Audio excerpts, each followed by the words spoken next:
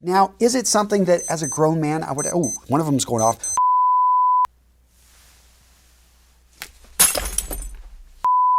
All right, Jen, so today we're talking about watches, and I'll start this off with the T150. It sounds like a Terminator. No, guys, this is a watch I absolutely fell in love with when I was in 8th grade, and here's the predecessor, by the way, the T100. I saw both of them on eBay, and I grabbed them both because unfortunately I don't have my original watch, but I remember how I felt when I saved up my money for about a year. I got quarters for milk at school, and I just kept saving those things up, and I saved up $50 in quarters. I don't know how I did it, but I was able to go in there and buy this watch. And I can tell you, I loved it probably till about high school when I lost it. It was just so cool to be able to tell time around the world, to be able to know the temperature around the world, even though it wasn't 100% accurate. The point is, I fell in love with watches at an early point, and I want to share with you guys my watch collection. So let's start things off with my digital watch collection. I got about 24 watches that I'm going to show you here. Some of these have good stories, some of them not really a story at all, but let me go ahead and show you what I got. So first up, we've got the F91W and its steel component. Both of these watches, I have to say, I just purchased out of curiosity. I had seen them growing up. I remember seeing these watches in the 80s and 90s. So first up, let's talk about the size. So on my 6.5-inch wrists, this watch is tiny. And so for those of you guys that are smaller men, you want something that's incredibly cheap, keeps accurate time, it's a great simple watch. Very inexpensive, not the most stylish watch, but definitely a classic and one that keeps accurate time. Now, does this watch make it much into my rotation? The answer is no. I bought it out of curiosity. There was some debate online. Somebody was saying, nah, this is not a grown man's watch. It's only for kids. I'm not going to go that far, but I would say that it's just a small watch. And so unless you're a smaller man and you want something really cheap that you can just, a beater, or if maybe you want to give a watch to a teenager, I think it's a great gift. All right, so next up, we've got the Casio Databank and the calculator. And the difference, anyone know? Let me know down in the comments.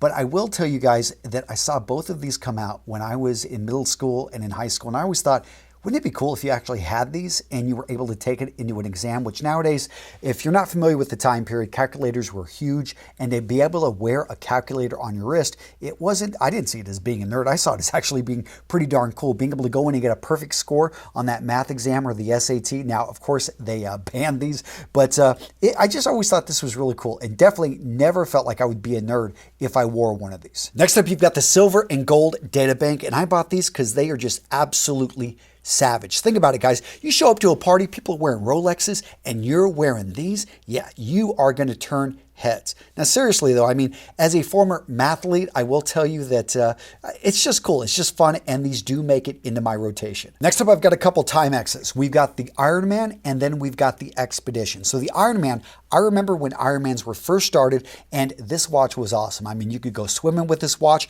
It could count laps. It was all about training, and I loved actually the large visibility right here on the dial of the face of the watch. Now, this Expedition, I just grabbed it. Not much of a story to it. I just thought it was a cool watch, especially with the little compass right there. But again, high visibility, very similar to what I see with the Ironman, and just a good looking watch. Next up, we've got the classic Casio Sport Watch and the F108. So first up, the classic Casio Sport Watch. I believe it came out about the same time as the Ironman. Everyone was wanting to make watches more readable, so the numbers were larger. The one thing I don't like about this and why I would choose an Ironman over it, even though I like the shape, the design of it is very simple, easy to read, but at night, it's not gonna have an easy to read display.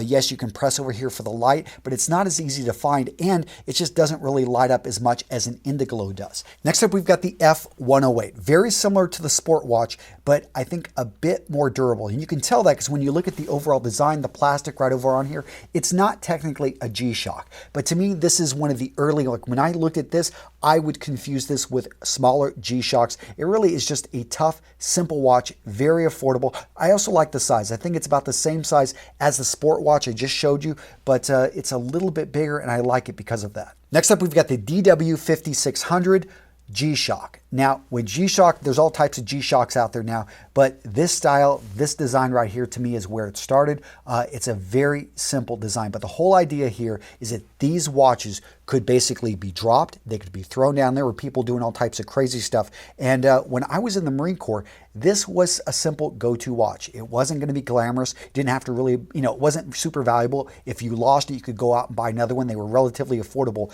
The point is, this was a tough watch. So you had one that you wore, and and you had one that you carried in your pack as a backup. Next up, we've got the G9000 Mudmaster. Now, I've always thought if it's water resistant down to 200 meters, shouldn't it be mud resistant as well? But apparently that's not the case. Anyone know the mechanics, you can let me know down in the comments. But basically, you don't have to worry about anything getting in there. These are going to continue to work. My understanding, you've actually got 2 layers with the gaskets. You got 29 time zones, all the stopwatch, everything else you would expect on a G-Shock, but we got the Mudmaster mixed in, and really just a cool, fun watch, and I love the way it looks. Next up, we've got the DW9052 and the G7900.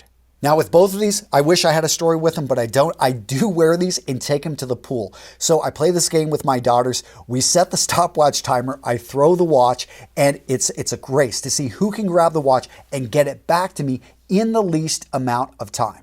Next up, we've got the GD100, the GA110, and the GA100L. Now these 3 watches right here, I bought them because I was addicted to buying G-Shocks. I was having a lot of fun, and you know what, I'm buying these on Amazon. I can return them. It's a business expense. I talked myself into it, and I got them, and I have to admit, I don't wear them. They're nice watches. I've just got some other ones I'm about to show you that I wear a lot more. And guys, if you want these watches, or if you're curious, you want some of the other things I'll be giving away, because I've got a lot of stuff, you need to look to join my Dapper Dog Club. I'm going to link to it down in the description. And this is what it is. It is a selective club, so not everyone gets into it. I ask questions. I want to make sure my super fans get in. People that have been watching my videos for years, have been engaging, going through my free courses, maybe even some of my paid courses. People that actually care about style and care about our community. I wanted to have a closed small group where I can interact with you guys and I can give away some cool things. So I've got tons of watches. I've got tons of fragrances, lots of things I need to get rid of here in the office. And I want to send it out to my most loyal fans, the people there that are out there supporting me. And I want to thank you personally in Facebook. Again, I'll be linking to that Dapper Dog Club down in the description. So the GG1000, the Master of G Mudmaster, absolutely love this watch. And I did get it for free. Casio sent it to me. I did a promotion with them. I've worn this multiple times and just absolutely love it. It's just a great looking watch. Speaking of good looking watches, let's look at the GST B100. So what I love about this G-Steel watch is the carbon fiber bezel. Just was a really unique combination. We've got that dark blue in here with the black, just a beautiful watch. I also love how it's solar powered and it does a great job. I think like 6 months the battery lasts. So whenever I put it away and I don't wear it for a few months, it still is telling accurate time. It also has this Bluetooth feature. It connects with my phone. Just a cool watch. And speaking of cool watches, let's talk about the MTG B1000. Now the other watches are cool, but this is the one that when I went camping, I went, just off grid and I had no connection with anything. This was my go-to piece of electronic device throughout Oregon along the Rogue River. I can go camping with this. I can wear a suit with it. Yes, I have worn this with a suit. And I know some people are going to, oh, it's way too big of a watch. It's way too, casual. But the craftsmanship that went into this one, and this one was made over in Japan. It can connect to satellites, connect to my phone via Bluetooth. It can actually, I can press a button here. The alarm on my phone will go off so I can find my phone. I just absolutely love this watch right here. Now, really quick, let's talk about fashion watches. As you guys know, I promote a number of fashion watches on my channel, and I don't have an issue with them. I know some people are like, they're way overpriced. Here's the thing. People buy fashion watches because of the way they look, not because it's the best value. The design on these actually is very different than anything you're going to find in those other brands. And so for that's why I think that these are still, for the right man at the right time in his life, it's a fine deal. So first up, let's talk about Vincero. These are probably the 3 watches that I rotate through and I'm wearing right now. Why would I actually add these to my rotation? Well, first up, if I'm traveling, I want a watch that I'm not worried about and I'm having to watch all over the place, especially if I want to take some variation with me. I took it recently on my last trip to Ukraine, or actually it was this one right here that I took to Ukraine, and it was a great watch, and I didn't have to worry about, if somebody ripped it off my hand, which has happened, not to me, but some of my close friends. It's something that, okay, like I'll be upset, someone just tried to rip my watch off, but I'm not going to be upset if it's broken or if it is stolen. Next up, we've got Original Grain. Now, I haven't talked about these guys for a while because they don't sponsor with me. A good company, though, and I really like the whole concept of mixing the wood with the metal. I don't wear this watch, really. It never really was my style, but this one right here, I like it. It's a simple, clean design, and probably the closest thing I have to a pure dress watch. Yes, I've got some other watches which I could call dress watches, but they're all going to have metal bands. That's just simply what I gravitate towards, but I did appreciate they sent me this simple, clean watch here that I could actually wear with black tie. I could wear with a suit, and it's going to probably be the most formal watch I own, although the leather strap could be a bit darker, maybe in black. That would make it a bit more formal. Now, all these watches right here, I received for free. They're all samples that I've used in various videos over the last couple years, and the companies are fine. Again, if you're into fashion watches, let me know and join that Dapper Dog Club because I will be giving some of these away. So now let's get into watches that I've bought with my own money, and I'll start telling you stories. So I was out there looking for a bronze watch with a black strap, just a really cool dive watch. And I saw both of these watches and purchased them at about the same time. These watches are very similar, except in how I feel about them. I have to admit the Borealis I feel is clunky and is not what I expected. I spent about the same amount of money on each of these watches, but I am so much more in love with the Mako. The overall design of it just makes it feel like a smaller watch. I also like how the Mako, you go down to 500 meters apparently. It's just got a really nice, the bezel just clicks, just a beautiful watch, and the design and the color. So it just goes to show how with watches, small details can mean a huge difference. So these two watches were gifted to me by the Melbourne Watch Company when I did a promotion for them years ago. I have to say that I absolutely love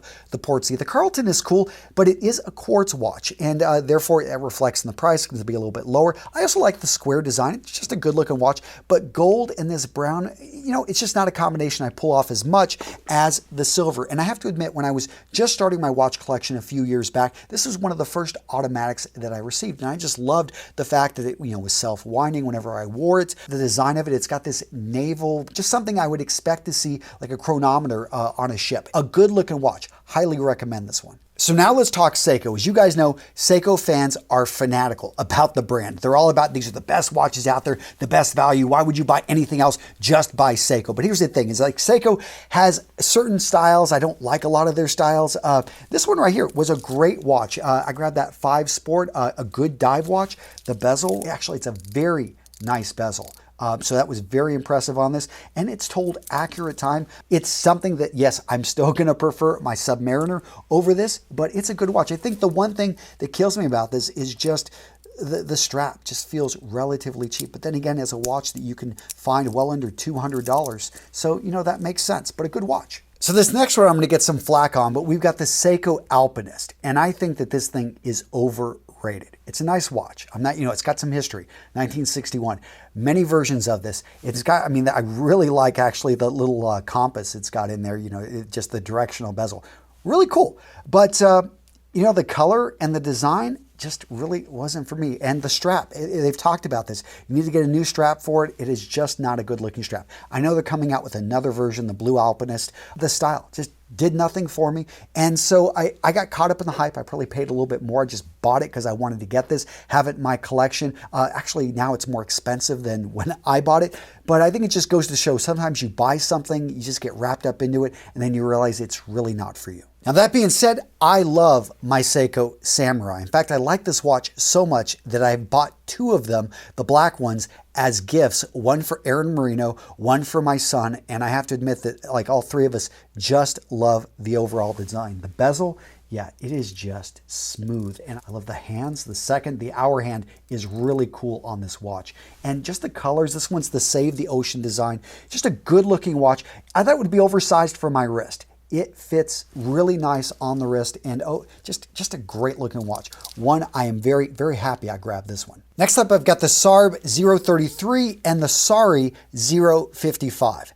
And this one right here, the little black one's a little bit more expensive, and I wanted to see what the difference was. I know that there was a size difference. I also went with, you can see the 2 colors, but I thought, hey, I'm gonna get a nice dress watch. I wanted to compare it with some of my other dress watches, and I have to say, I really do like the Sari. The Sarb is nice, and the sizing, I wish I probably maybe should have gotten this one, look for this one in white, but I didn't like the strap as much as I liked the one on the Sari. It's got just a little bit of blue in on it, and the overall dial is incredibly beautiful on this watch. The black one, again, it's a nice watch, but it doesn't get, this one I have worn many more times than this one, even though this one I think fits my wrist better in size and proportion. Next up, we've got Orient, and I've got 3 Orient watches. Let's go ahead and start off with the Mako 2. And I heard again and again with dive watches, this is a great watch. If you're looking for an automatic watch, you're looking for one that has a unique style, is good looking, and again, great value, you want to look Orient. And I have to agree, I love the style of this. If you don't like the style, it's not going to work for you, but if you like the style and you're looking for a good value, highly recommend these. Now the difference between the Mako 2 and the Ray 2, not much. Again, look at the dial and you'll see differences in the numbers and the way, the numerals and things like that. But otherwise, very similar watches. Now I grabbed this Ray 3, it was a limited edition and I really like this. Of all the Orient watches, this is the one I go for. I didn't expect to like that little bit of gold right around here as much as I do. I think it just adds a little bit of pop to the watch and really sets it apart. The other ones feel more sporty, but just a good looking watch, and I'm actually very happy to own this one. Now, what if you want something cheap? You want something inexpensive? You want the bare minimum in a dive watch? Guys, you've got it right here with this Casio. I picked this one up relatively inexpensive. And by the way, all these watches I'm linking to down in the description of today's video. But this one right here, the bezel, it's just doesn't have any clicks. It's pretty much non-existent. I mean, it turns, but I wouldn't trust it to save my life. Which is really, this is just a fun watch. If you wanted to get something to wear around, you like the look, it's going to be inexpensive, but it gets the job done, tells time. So what if you want something that's solar powered? You want something that's going to make a great gift. This Eco Drive, this one by Citizen, actually is pretty cool. Now, what I love about it is what it came in this case. It's like a scuba diving case. And I don't know if anyone goes scuba diving with this, but they design it in a way that I think it would work functionally. It comes with this nice rubber, I think it's a silicone bracelet. It's got information about the depth limits. Just a nice, simple dive watch. So I think this one actually is great if you wanted to gift it to somebody. Now, what about inexpensive brands that most people have never heard of? So I went ahead and grabbed a Sterling and I grabbed I think it's Phobius. I really like the design of the Phobius. The Sterling, not so much. I mean, it was cool. It's very clear. The numbers are right there. A little bit of a field watch type of feel with this. But this one right here, I really like the design, the overall feel. I love their logo, that octopus thing. Pretty cool watch. I would actually recommend this one. And no discussion of inexpensive dive watches would be complete without Invicta. Now, I bought these because you see them everywhere and I thought, okay, let's check them out. But the one thing, I just feel they're just a bit too flashy, and it's little things like, the Invicta right here across, why did they need to do that? And they've also got it on the back, so you don't forget what's the brand. When it comes down to it, they're okay, but really, I wouldn't recommend Invicta. Now, Loreo, on the other hand, most people have never heard of them. They're coming out of China, but I love this one. Now, it looks exactly, they copied the Submariner. Under $100, guys. Look out there. You can find this brand. Really, I think a cool watch, cool design, which they stole, obviously. Next up, we've got EMG watches, and I've got the Nemo Diver. I didn't expect to like this watch as much as I did. Now, they're not incredibly cheap, about $500 or more for watches over there, but it's a micro brand, and I just love it was fun, and it's a great looking watch. Check out the band here. I love it. I think they call it some type of rice, just rice put together. It is a smooth band. Overall, a fun watch. I'm very happy I picked up this one. Next up, I've got this Reaction by Kenneth Cole. I don't know the design. All I know is that it was gifted to me by my late sister, and it's not an expensive watch. It's not a watch that it doesn't even have a battery in it that is working at this moment. This one just has a good memory of someone that I love who's no longer here. And you can't say that about most of the things that you have around you. Next up, I've got the Manta Ocean King. And if you haven't checked out Manta, I will be linking to them down in the description. Absolutely love what Justin's doing over there. This is a micro brand that their watches aren't cheap. You're going to find them anywhere from $1,000 to $2,000. This feels like Rolex. I'm about to get into some of those more expensive watches here in a second, but the way that this bezel just moves, it is nice. Everything he did here, he was thinking, I want to be at Rolex level. At the same time, they went with their own designs, their own looks, and as you see right here, this blue with the silver stainless steel combination. And what I love is you go over to their website, you can actually put together different combinations. Just a really cool company. I'm proud to, bring them to your attention if you haven't heard of them before. Next up, we've got the Tag Heuer Monaco. And I absolutely love this one. It's the denim blue. Notice how the crown is on the opposite side. So this one is the homage to Steve McQueen.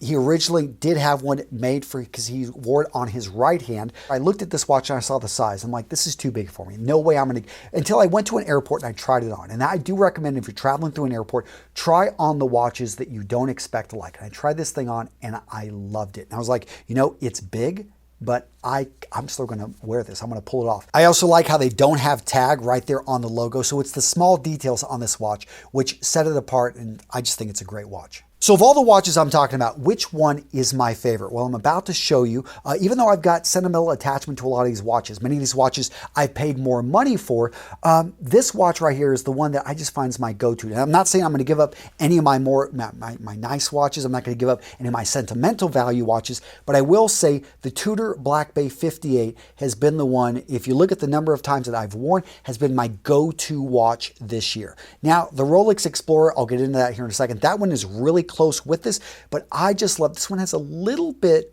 more flash to it. I love the red right here at the top, and the size is perfect. The 39, similar to the Rolex Explorer, which for me, 39 is just perfect for my wrists. I love the quality from the way that the bracelet is made, the way it all puts together, and just a simple watch, just an easy watch to wear. I'm very happy. I would put this as probably my favorite watch. Next up, we've got my Rolexes. I have 4 Rolexes, and the first one I want to talk about is my Submariner. There's no real story to this. I just simply I was talking with one of my dealer friends. He said, hey, I've got one here.